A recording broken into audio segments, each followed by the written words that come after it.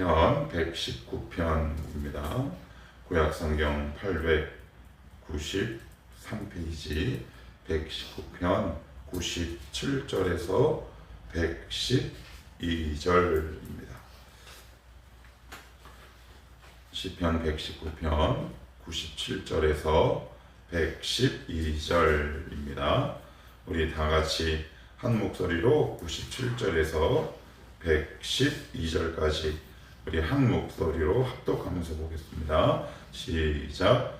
내가 주의 법을 어찌 그리 사랑하는지요. 내가 그것을 종일 작은 소리로 읊조리나이다. 주의 계명들이 항상 나와 함께하므로 그것들이 나를 원수보다 지혜롭게 하나이다.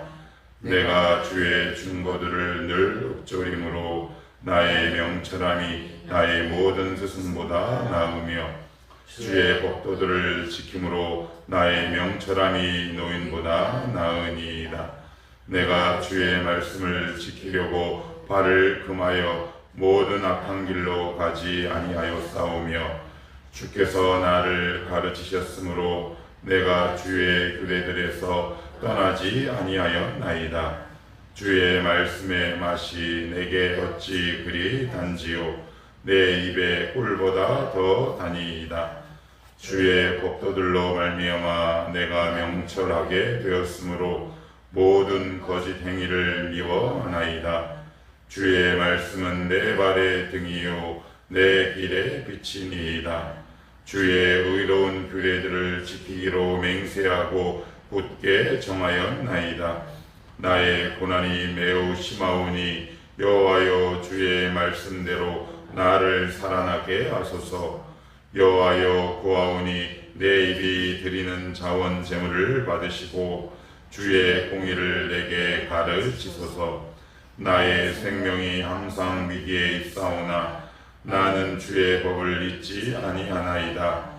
악인들이 나를 해하려고 올무를 놓았사오나 나는 주의 법도들에서 떠나지 아니하였나이다.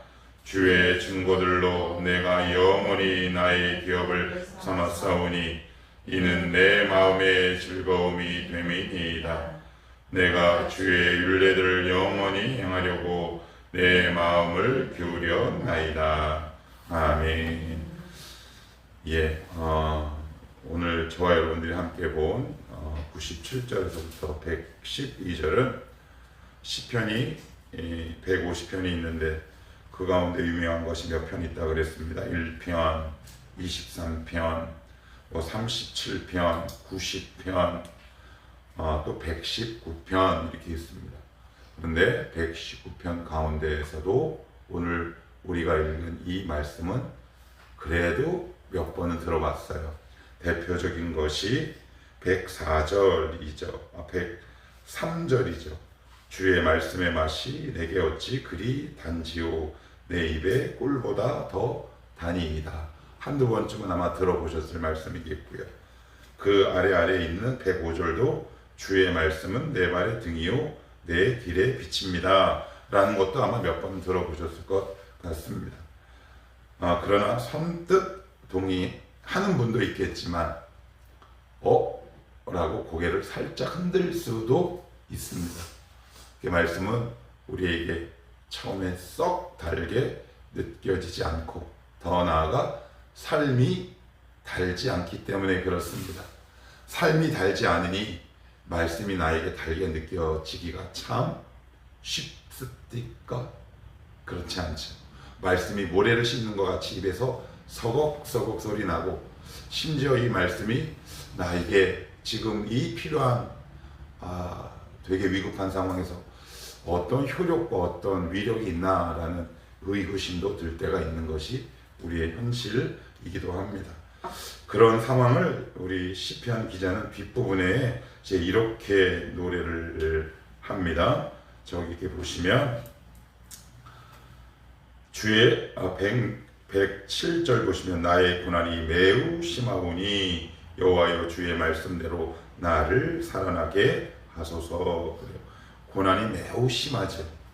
그러면 말씀이 이렇게 내 피부에 잘 와닿지 않는데, 자 그러면 시편은 이 기자는 어떻게 그런 위기 상황 속에서 벗어났는지 우리 한번 오늘 이 본문을 갖고 간단하게나마 살펴볼 텐데요. 먼저 97절하고 98절, 99절 보시면 이제 이렇게 기록합니다. 내가 주의 법을 어찌 그리 사랑하는지요. 내가 그것을 좁은 작은 소리로 제가 얼음이 차면 이렇게 토합니다. 그죠? 이렇게 토하니까 놀라지 않으셔도 됩니다. 97절하고 99절 보시면 반복되는 단어가 있습니다. 읍조리다 라는 말입니다.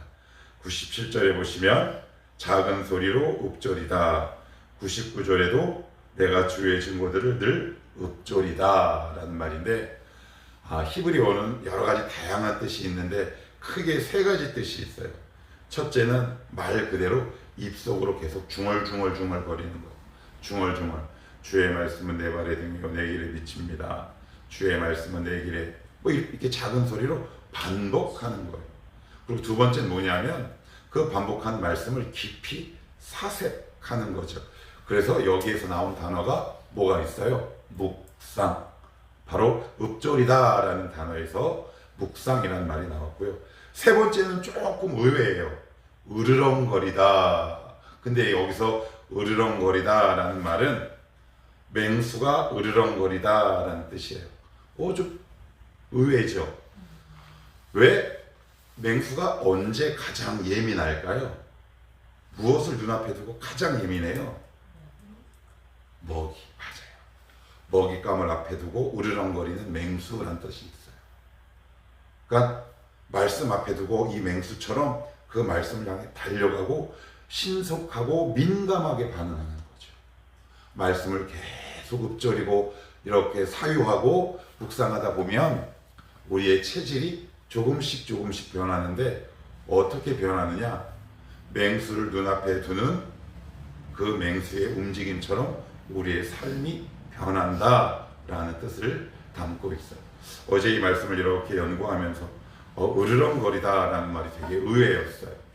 나는 과연 무엇을 앞에 두고 으르렁거리나? 내 유익일까? 나는 지금 무엇 앞에 가장 빨리 이렇게 맹수처럼 반응할까? 이런 질문들을 저에게 던질 수밖에 없더라고요.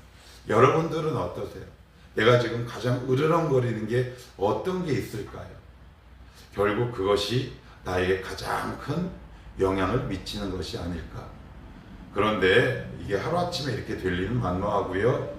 말씀을 끊임없이 내 안에 꿀떡꿀떡 반복하며 삼키는 그 과정이 내 안에 축적될 때 가능합니다. 자, 그러면 이 시인은 계속 뭐라고 얘기하냐면 100절에 보시면 이렇게 얘기합니다.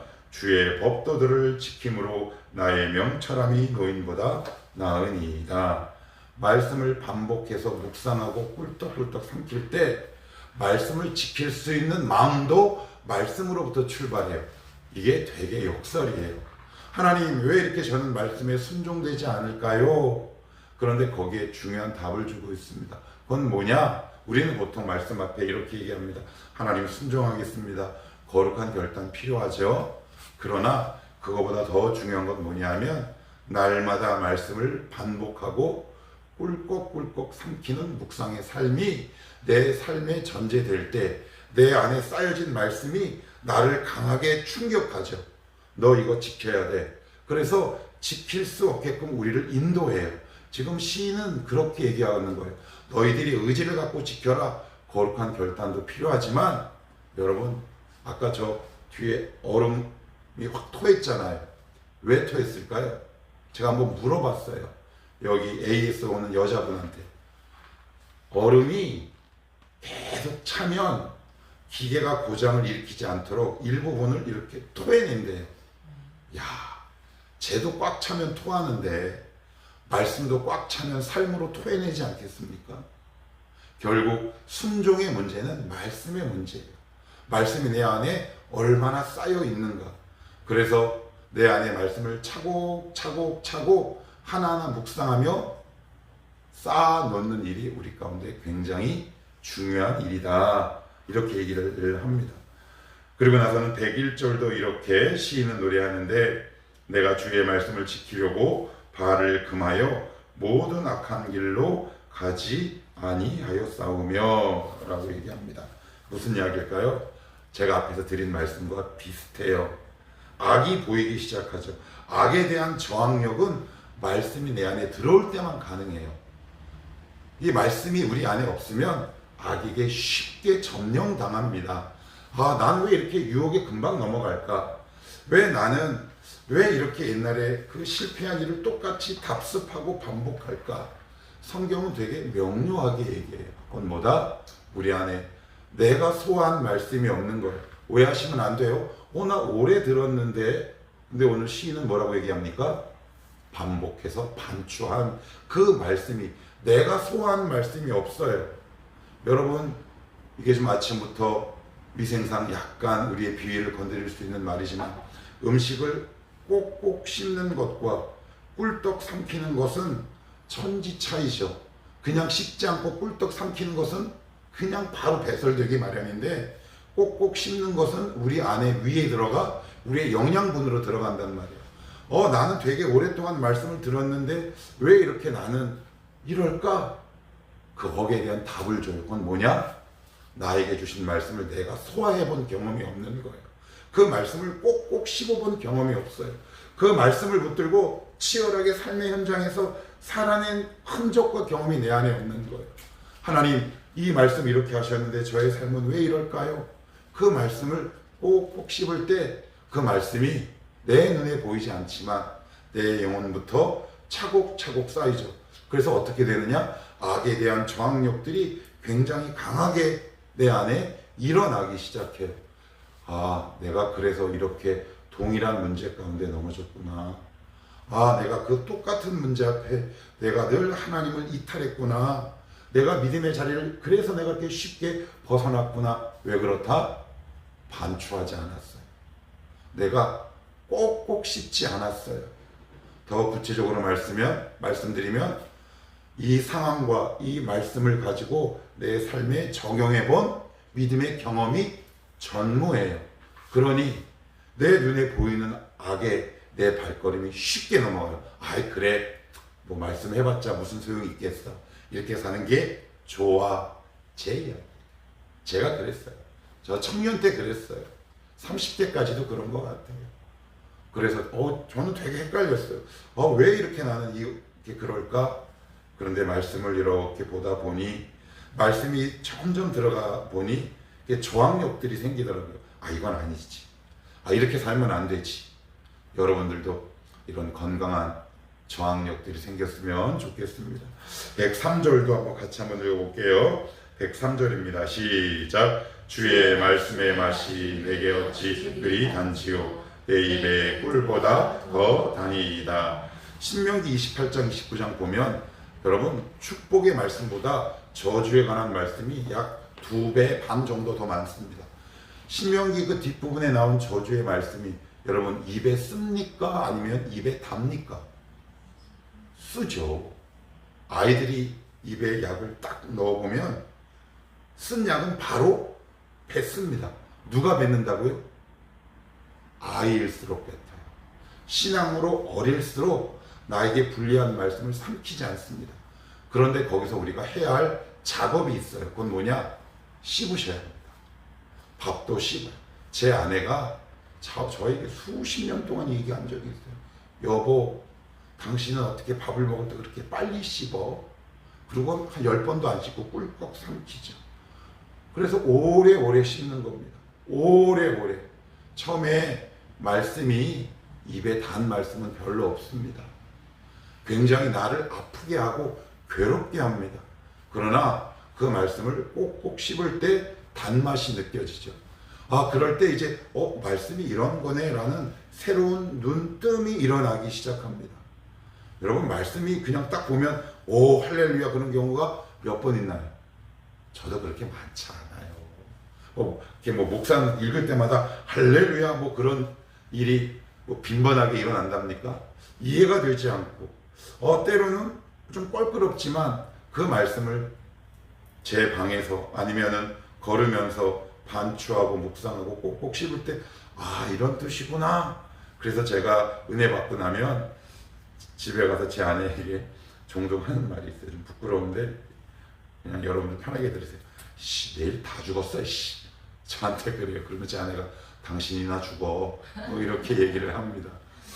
그런 경험들이 왜 일어나냐면 말씀을 꼭꼭 씹거든요. 또 반추하거든요. 또 한 번 생각해 보거든요. 그러면 그 말씀이 내 안에 단맛이 느껴진다. 그런데 누가 말씀을 뱉는다? 아이가. 여러분 아이 키워보셨잖아요. 입에 바로 뱉어버립니다. 우리 이제 그 수준에서 조금 벗어나실 때가 됐다. 자, 그러니 105절 여기만 보고 오늘 말씀을 정리합시다. 시작. 주의 말씀은 내 발의 등이요 내 길의 빛이니이다. 그래요. 고대 팔레스타인은 가로등 없습니다. 랜턴 있나요? 아무것도 없어요. 빛이라고는 아무것도 없습니다. 오직 의지할 건 뭐밖에 없냐? 등밖에 없어요.